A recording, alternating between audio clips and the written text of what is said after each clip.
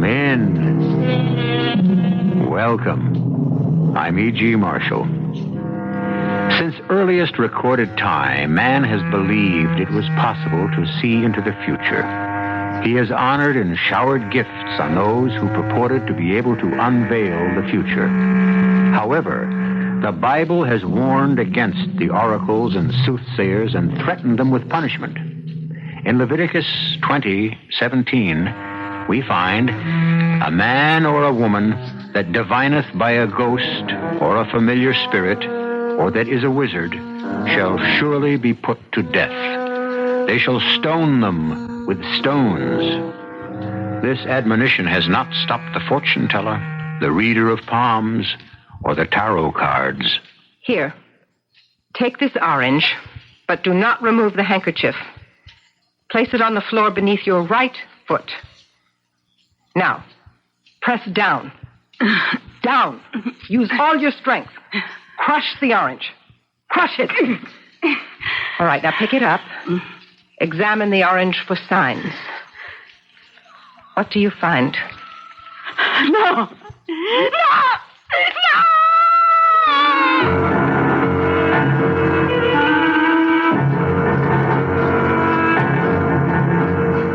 Our mystery drama, "They Shall Stone Them with Stones," was written especially for the Mystery Theater by Sidney Sloan and stars Terry Keane.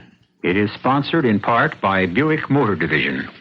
I'll be back shortly with Act One.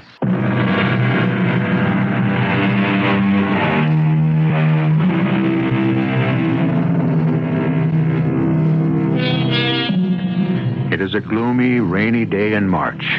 A small, poorly dressed woman makes her way down a debris-cluttered street in the poor section of town. Clutched to her breast is a newspaper package which she holds as though it contains all that she holds sacred in this world. Suddenly she stops, realizing that she had passed the entrance she seeks. She turns back and retraces her steps until she sees the garish red-on-black sign in a first-floor window. Madame Darazum, readings, palms, tarot cards, phrenology, help in business, love, and life. She eagerly mounts the few stone steps to the entrance and rings the bell.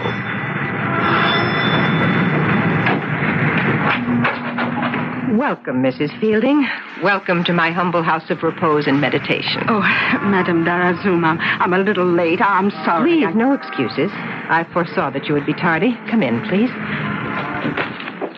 This way, into my tent. Tent? I am from a nomadic tribe. My ancestors have always moved over the surface of this earth. Now, sit down. Oh, yes. I see you have brought with you the objects I requested, the newly ironed handkerchief. Oh, yes, and the orange. Now, I want your mind to accept completely what I have to tell you. Mm-hmm. If you should doubt but the slightest, all will be lost. And I will not be able to help you. Oh, I don't doubt for a second. That's why I'm here, for you to help me. That's good. I feel the serene elements of the other world seeping into my being. They will guide me in my quest. You are here, Mrs. Fielding, because in our last meeting, I felt you were in the thrall of an evil presence. Now, you will follow my instructions to the letter. Yes. Oh, yes. Remember, everything depends on it. I remember. Hand me the orange and the handkerchief. Here. I wrap the orange in the handkerchief. I ask the beings that guide us to place their strength into this instrument, this orange, so that we may understand the nature of your trouble. Now, this orange covered with this handkerchief I place on your lungs, stomach, your brain, your heart. Now, bow your head and ask for help. Oh, help me. Please, help me. Here, take the orange, but do not remove the handkerchief. Place it on the floor beneath your right foot. That's right. Now press down with all your strength. Crush the orange. Crush it. Pick it up. Examine it. Examine the orange for signs. What do you find? No. No. No!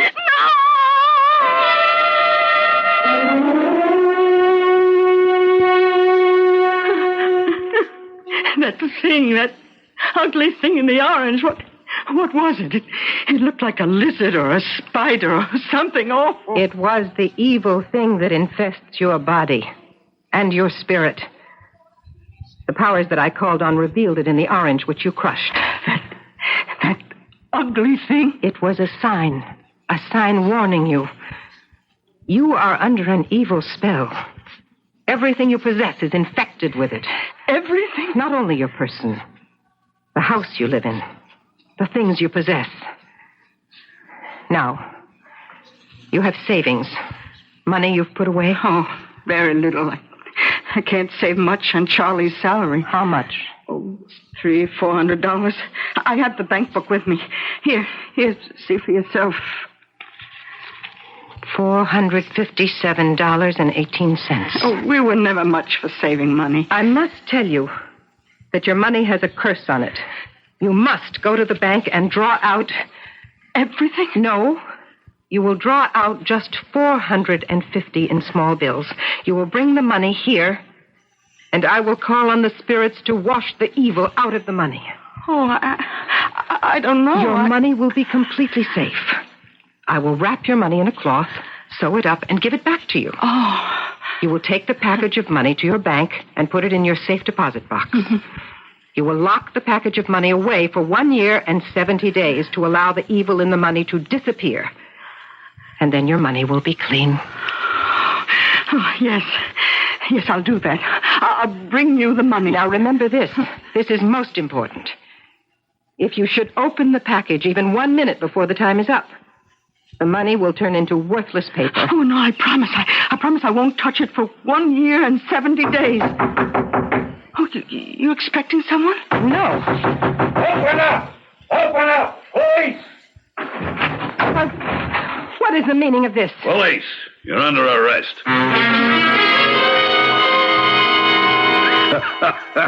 The look on her face. She was out the door in record time. My cop impersonation was perfect. Go ahead and laugh, Harry. Very funny.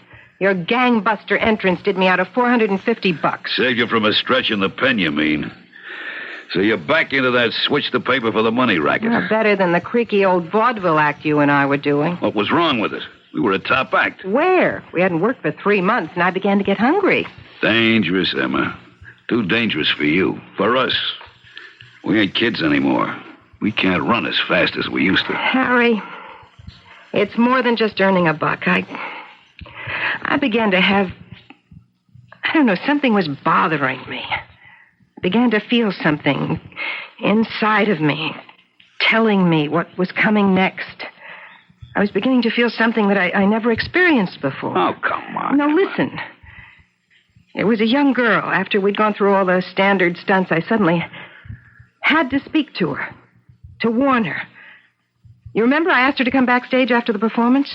I sort of remember. Well, when I saw her, I knew that she only had a short time to live. She looked sick. Now, on the contrary, there was nothing in her face or manner to reveal it. So? 7 weeks later, she was dead. A malignancy. Even her doctor didn't know it until later. It was then I began to wonder about what I was doing. I just had to get away and think. Well, I got the cure for those half-baked ideas you got in your head. And safer, too. You're coming back into our old act, and that'll keep you too busy to think about how you can really read minds.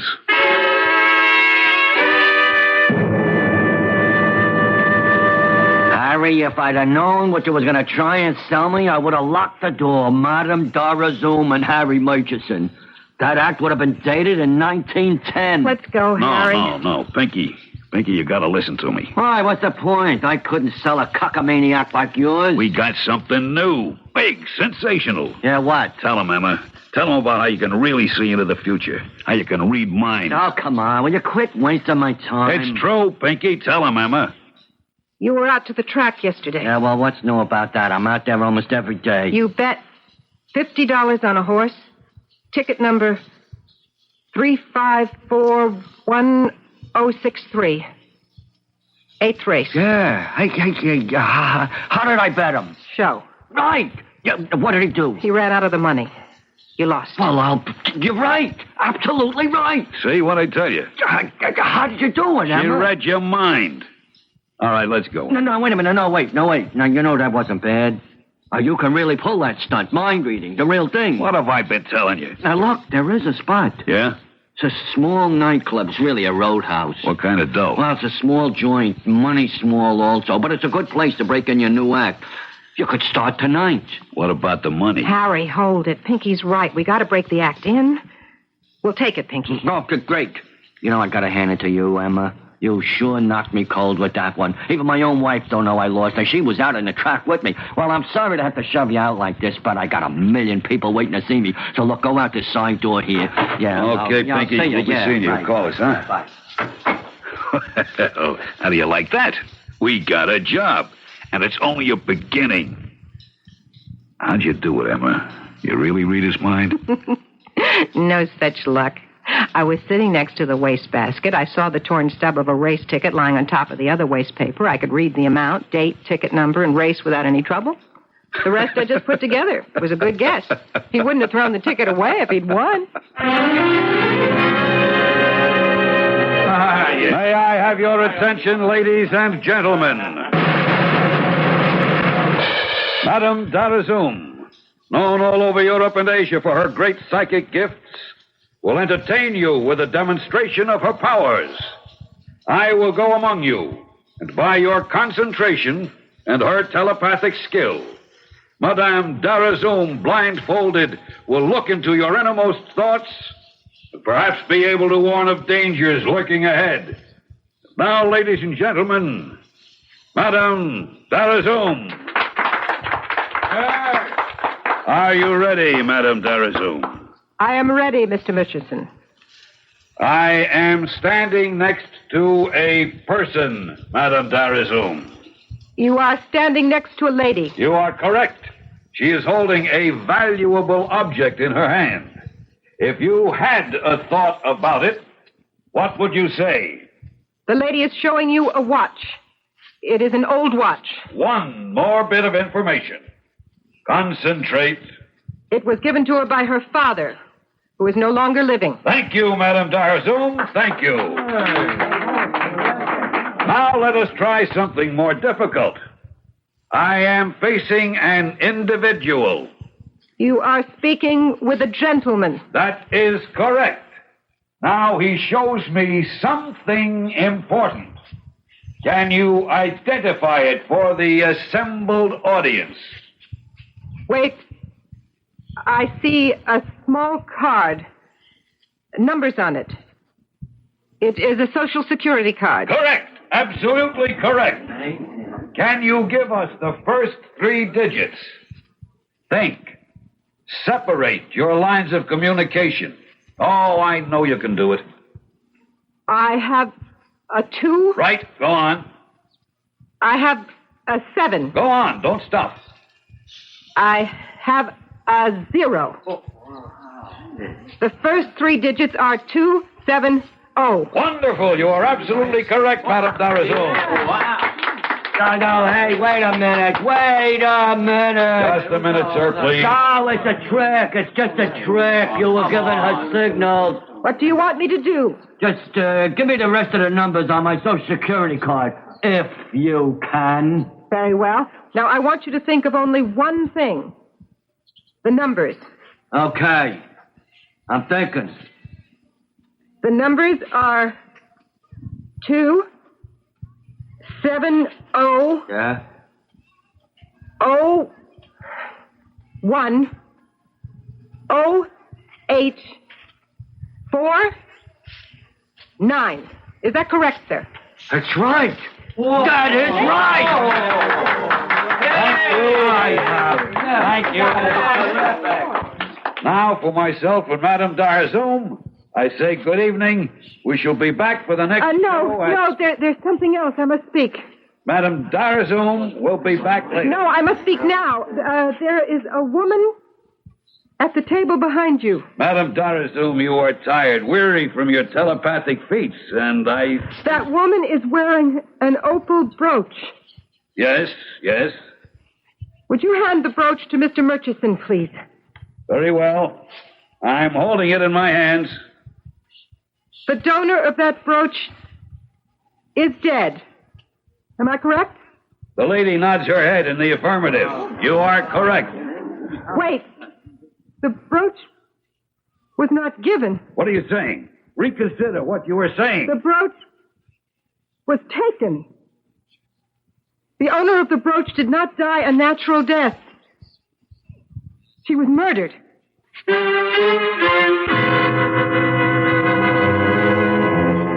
A flash, a momentary revelation. The dark curtain that veils the future and covers the secrets of the heart and mind is flung aside. If only our fortune teller could know what this sudden stab of light in the darkness would do to her own life, she might have hesitated, might have kept the secret suddenly opened to her closed forever. I'll be back shortly with Act 2.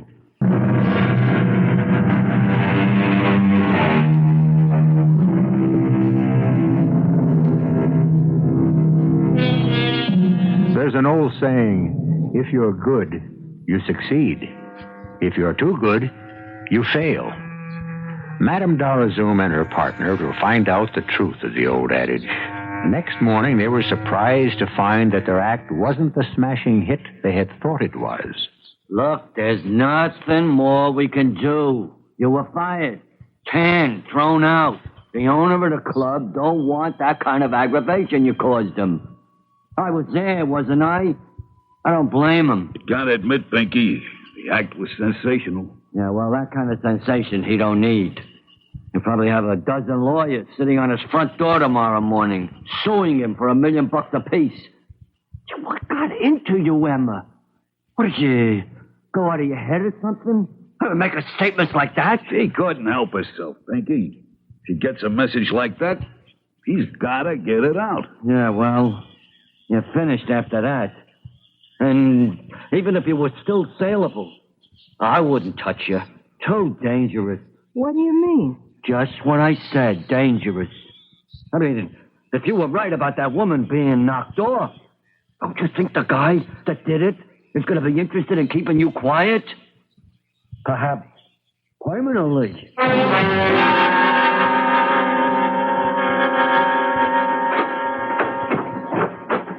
Well, our return to show business had a very short life.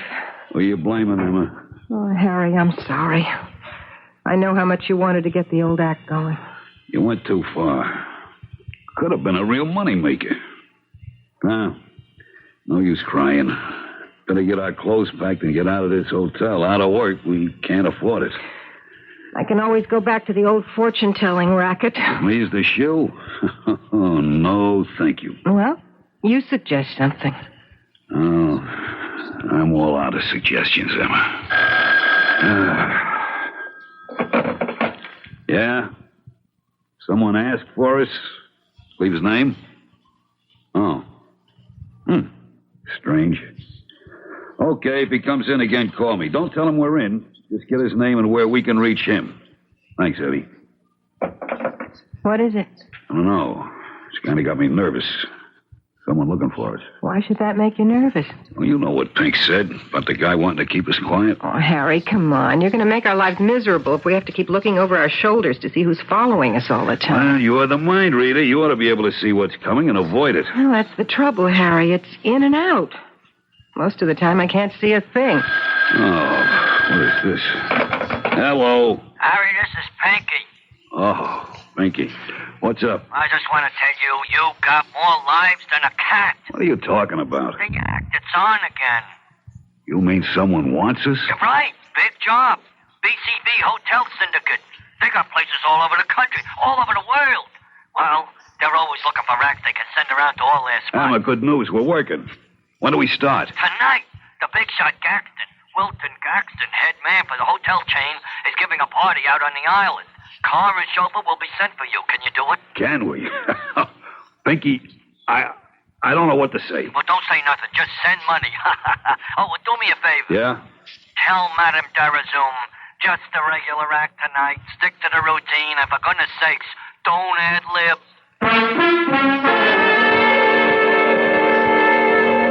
Welcome to Weatherwell. I've been looking forward to this meeting. Well, thank you, Mr. Gaxton. Oh, please, no formalities. My name is Wilton, Harry. Well, that's great, Wilton. That's the way I like things. Easy, relaxed. That's the way we're going to have them, Harry. And, you are? Emma. Emma? Not a very glamorous name. Well, I don't know. It is something of a surprise, considering... Considering my ability to read minds? Well, yes. Maybe that's a bit overrated, too, Mr. Gaxton. Wilton, please. Look, Wilton, Madame's just being modest. She's really great. Well, that was the impression I got the other night during your performance at the Douglas Inn Roadhouse. Oh, you were there? Well, Emma and I kind of wondered where you'd caught the act. Oh, I was there. I was very much impressed. It was a truly sensational performance, Emma. Oh, thank you. You flatter me. Isn't it getting rather late to give a performance for your guests? Guests? Yeah, Pinky said you wanted us to come out here and entertain your guests and get another look at the act yourself. Oh, I don't know where your agent got that idea. But he told me you had a big party going and you... Well, I'm certain that you misunderstood him. Well, what did you bring us out here for, Mr. Gaxton? Let us say that I'm enchanted with your performance, Madame Darazum, and I would like to see it again. Just for you alone? Why not? I am paying you. You will be signing a contract in the next day or so. Why shouldn't I request a command performance? You have another reason, haven't you? Is this part of your mind-reading act, madam? Are you reading my mind? No. Well, then, let's get on with it, shall we? Yeah. Showtime. Come on, Madame Darazum. That's our cue. Thank you for your kind applause. Now, Madame Darazum, known all over Europe and Asia for her psychic gifts, will entertain you.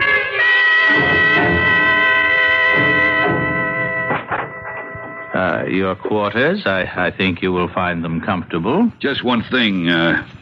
Tomorrow morning, we'll be wanting to get back to the city. You will be driven back, Harry, the way you came.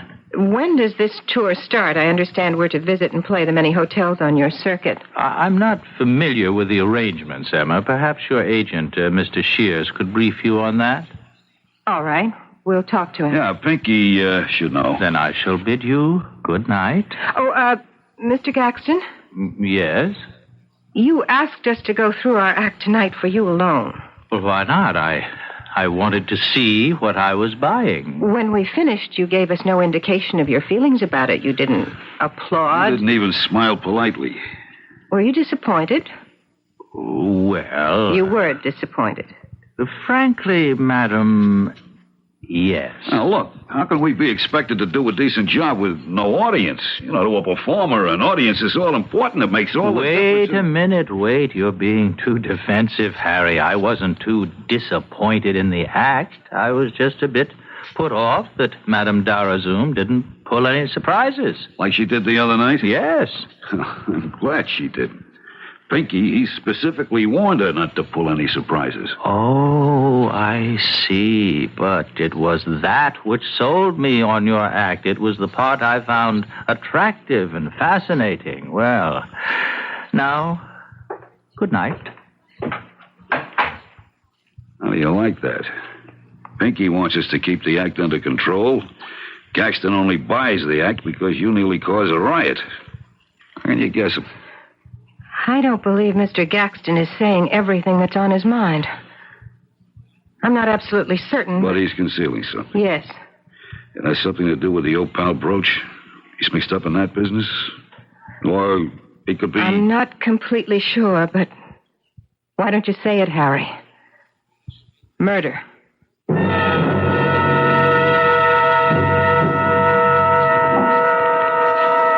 Emma, you awake? Yeah. Nearly 7, isn't it? Just. haven't slept a wink. I've been running the whole thing over and over in my mind. The little shiny iron ball rolling around in my head like a pinball machine. What do you come up with? Tilt. Just don't believe it. What I've been wondering about is what relationship was the woman with the brooch to Gaxton? Look, let's stop playing cops. We're only a couple of performers trying to make a buck. We are not the police.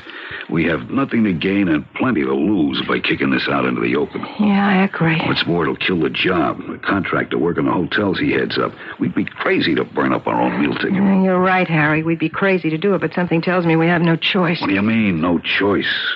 We keep out of it. No nothing. Somebody asks. Harry, if Gaxton is implicated, he won't wait. He won't give us a chance to play it anyway, but his way. His way? Look, we know something, or he thinks we do. We're in trouble. Yeah. Better get dressed. We're getting out of here. How? We're supposed to get a ride back, aren't we? We're not waiting. Hello? Hello? Who are you calling? Going to get a taxi. There must be a local taxi company out here. Start packing. Hello? Hello? Phone's dead. Look, let's not pack. Let's just leave. I'm with you. Come on. Door won't open, Emma. Well, turn the key. No key. You're so upset you can't Here, let me try. I told you, the door's Go locked. the window. 3-story drop, not even a vine or a tree near enough. Someone at the door. Who is it? Good morning. Everything all right? Yeah, fine. Just fine. Let him in. Can't. Door's locked. Mr. Gaxton, we can't open the door. It's locked. Locked? Oh, it doesn't seem to be locked. Why did you lock us in, Gaxton? What? What are you saying? The door isn't locked. We tried the door. We couldn't open it. Well, it's open now. Because you opened it. From the tone of your voice, you are accusing me of having locked you in. And cutting off our phone. Cutting off your... Oh, yes. Oh, the phone was off. Charles always cuts all the phones after midnight. You see, I suffer from insomnia. And if the phone should wake me, I have great difficulty getting back to sleep. You have an answer for everything, don't you? I assure you that it is the truth. Charles always puts it on again by 7 a.m. Well, happens to be 5 after 7 right now. Let's just see how efficient Charles is. It's working. Phone's on. You see? Mr. Gaxton, we want to leave. Now. Right now. Can we have your car to take us to a train, a bus station? Well, now, something seems to be wrong. Why are you behaving so antagonistically towards me? Last night we discovered a lot of things. Such as? Harry, don't say anything. Suddenly your attitude has changed. Your conversation full of hidden meanings and innuendos. Now, come on. Come here. What's bothering you? Harry, don't say anything. I got it, Emma. Mr. Gaxton, we think you hired us because you thought we knew something about the murder. The murder Madam spoke about in our act the other night at the nightclub. Go on. We've decided to go to the police. Whatever for? You really know the murderer? We think we do. Maybe you do, too. What? That's funny. That's very funny. It sounds as though you're accusing me of murder.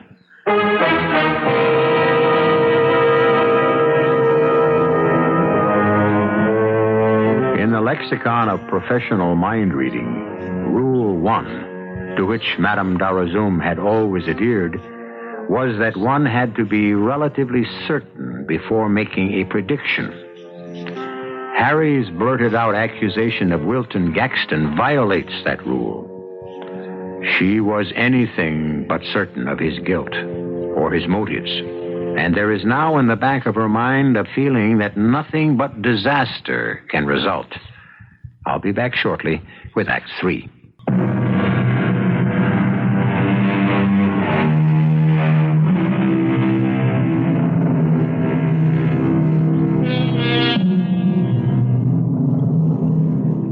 After their break with Wilton Gaxton, Madame Darazum and Harry Murchison were driven back to the city by the Gaxton chauffeur. Harry was troubled by the situation which he felt he had caused by his ill-considered accusation of the man who at first had been so kind to them and then seemed so threatening. The question in Madame Darazum's mind was equally unanswerable. No gleam of light penetrated the darkness. With great reluctance, they both decided to present the matter to the police.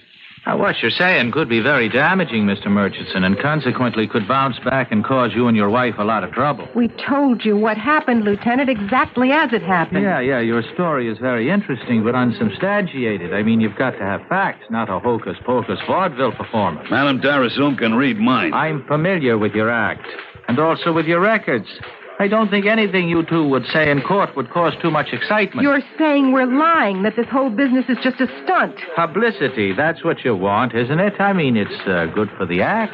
Oh, Harry, come on. The only thing that would get this cop off the seat of his chair is to find us both shot through the head on the front steps of the precinct station. Well, that would make it simpler for me. But seriously, let me lay it out for you. You are accusing Wilton Gaxton, a prominent man. Rich, powerful, with a license to kill. That's what you mean, isn't it? No. Now, damn it, you've wasted enough of the department's time. And I've been very patient with you. You haven't a shred of evidence. All you have is what Madame cooks up in her mind-reading act. And with your past police records, do you think anyone would give the slightest credibility to anything you could say? Sorry to have wasted so much of your valuable time, Lieutenant. Come on, Harry.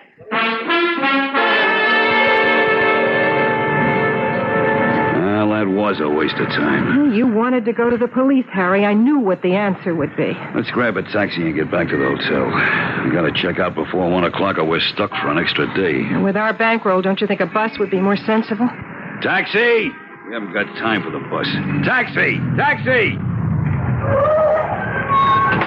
Get in, Emma. Shelburne Hotel driver. Oh, what's our next move, Harry? We gotta get lost. Run. Hide. Anything. I'm not the mind-reading half of the act, but I can feel something. I don't like the way it feels. Where? Where can we go? We gotta make a buck. If only we could have gotten an advance on the job with Gaxton. Yeah, if... Maybe Pinky was smart enough to get an advance. No good. He'd have to give it back to Gaxton if we weren't going to take the job. Job? What job? There never was one. It was only Gaxton's way of getting us, setting us up for the knockout. To that car, alongside. Look out, there's a gun! Hey! Hey! Stop! Stop! He's been shot! Oh, help me! Help me! My husband's been shot!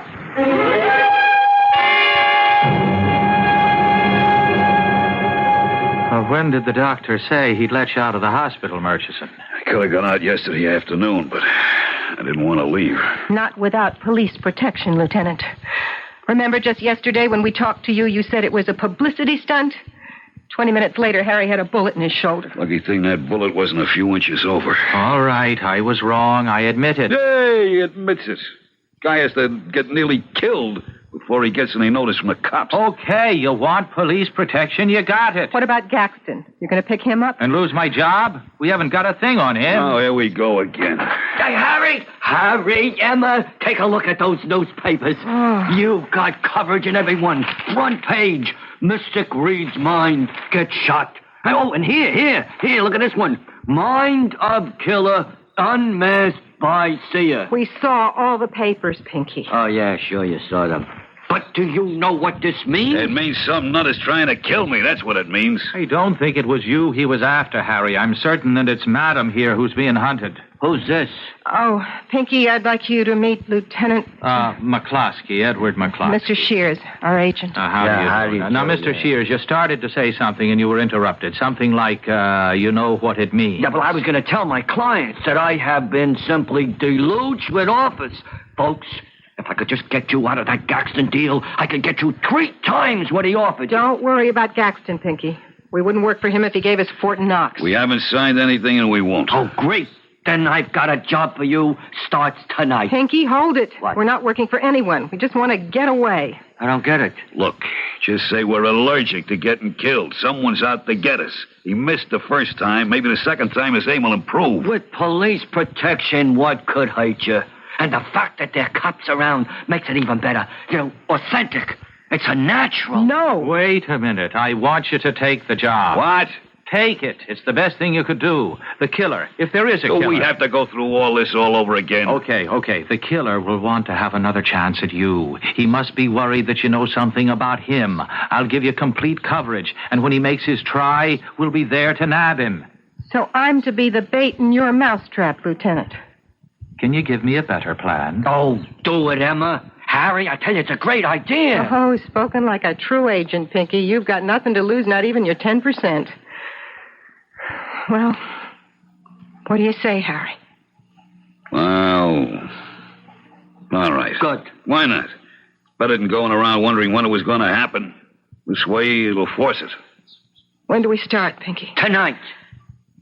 The bait is ready for the trap, Lieutenant. Better be sure you're ready to capture the rat. Ladies and gentlemen. Ladies and gentlemen, there is an element of danger lurking here tonight. The great Madame Darazum has, through her incredible psychic vision, uncovered a killer. This killer has not been apprehended.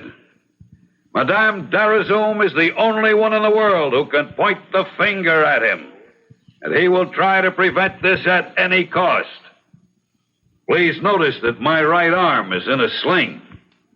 The killer fired at Madame in a moving taxi just 36 hours ago. Fortunately, I was able to keep Madame Darazum from harm. And now, friends, the one, the only, the incomparable Madame Darazum.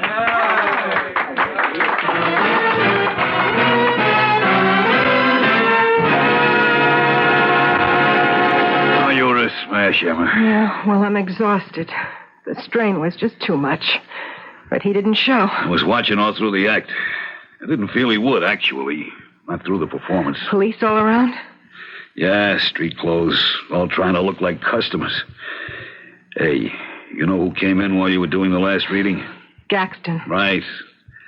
I didn't want to let on to you for fear you'd get nervous and blow the act. But you were blindfolded. I felt him enter. He sat way in the back near the exit. That's right.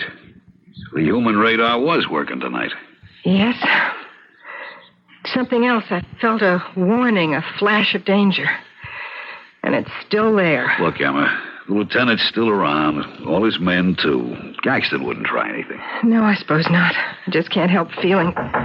Yes? Yes, Lieutenant McCloskey. May I come in? Oh, sure, Lieutenant. Come in. Ah, thanks. Good show tonight, Madame. Thanks. All tricks, nothing supernatural, but a good show. What do you know, Lieutenant? She knew that Gaxton was in the audience tonight, even though she was blindfolded. Amazing. Okay. I won't try to convince you again. Gaxton was spoken to and asked to leave immediately after the performance. I sent a man with him to keep him company. Oh, thanks, Lieutenant. I can breathe easier now. Yes? Is Madame Darazum there? Harry, I don't want to see anybody. Get rid of her. Leave it to me. I'm sorry, but Madame Darazum was tired after her... Well, I'd better be rounding up my men and getting out of here. Thanks for your attention, Lieutenant. Look, we'll have a man stationed at the hotel for the next couple of days, or at least until we feel you'll both be safe. I appreciate that. Emma, this dame out there, she's from the trade papers. Wants to do a short interview. Well, tell her to come to the hotel tomorrow. No time. Has to have it tonight. The deadline's tonight. Oh, all right. I'll keep it short. Send her in. Come in, Miss... Mrs. Rossard. Mrs. Owen Rossard. How do you do, Mrs. Rossard? Won't you sit down? Oh, thank you. Well, I'll be going along now. Speak with you tomorrow. Thanks, Lieutenant, for all you've done. I think I'll walk out with you, Lieutenant. Be back in a minute, Madame Darazum. Now, what can I do for you, Mrs. Rossard? You can die, Madame Darazum. What? Don't you know me? You addressed your remarks to me just a few short days ago. Perhaps this opal brooch will refresh your memory, and this gun will wipe out the picture forever. No, wait. Look, you won't get away. The place is full of police. They're all gone now.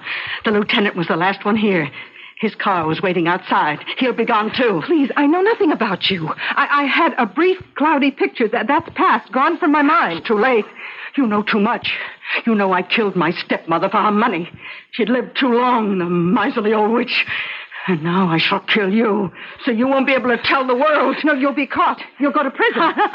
They'll just send me back to that place. You see, I have a record of mental illness, so I can kill and get away with it. Now, die, Madame Darazum!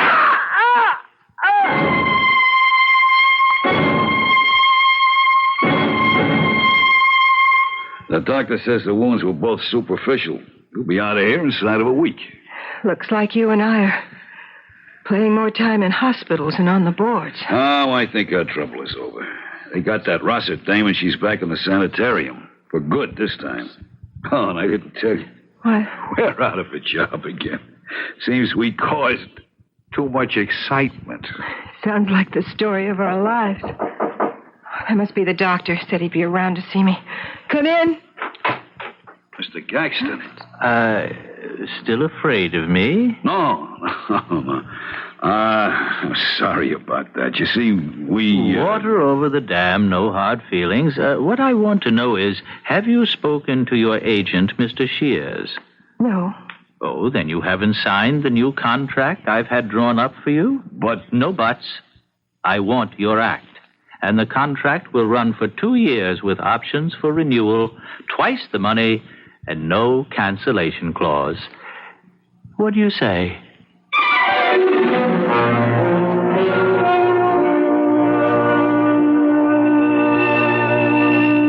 In all her predictions, her projections into the future, Madame Darazum had not seen even the hazy outlines of her own life and future career. Now it was being presented to her in rosy detail by a man whom she had doubted and feared. She would have been the first to acknowledge the fallibility of her divining. I'll return shortly.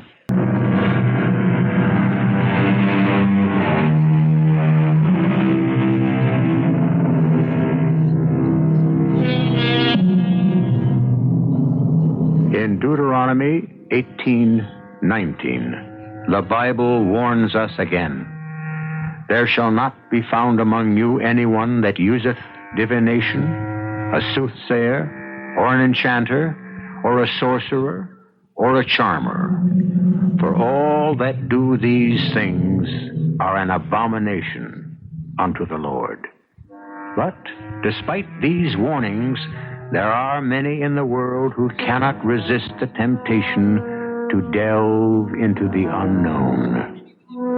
Our cast included Terry Keane, Jackson Beck, Arnold Stang, Bryna Rayburn, and William Redfield.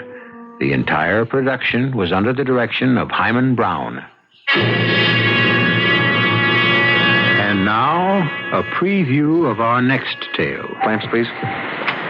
Good. Face your scalpel. Swab, please. Clamps.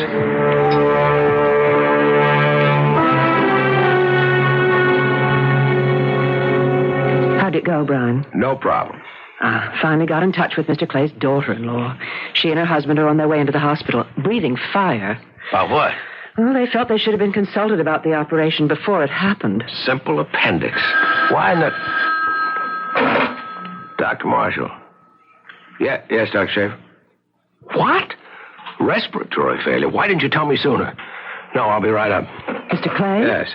What? I don't know. Secondary result of the operation, perhaps. Oh, poor Tom. His first. It could be his last. I just have a miserable hunch your brother and I are in for a rough time.